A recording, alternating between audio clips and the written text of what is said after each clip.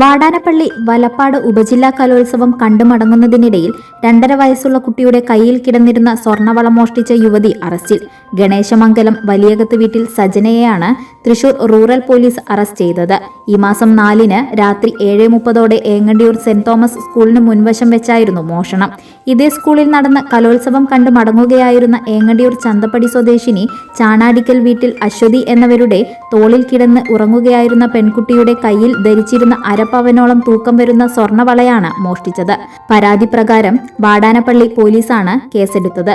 അന്വേഷണത്തിലാണ് പ്രതിയെ പിടികൂടിയത്. നടപടിക്രമങ്ങൾക്ക് ശേഷം കോടതിയിൽ ഹാജരാക്കിയ പ്രതിയെ റിമാൻഡ് ചെയ്തു.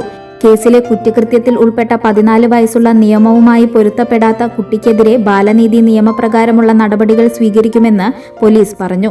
വാടാനപ്പള്ളി SHO ഷൈജു, SI-മാരായ Subin P Jimmy, V Vineeth, GS CPO-മാരായ മഹേഷ്, റിഷാദ്, സൗമ്യ എന്നിവരാണ് അന്വേഷണ സംഘത്തിലുണ്ടായിരുന്നത്.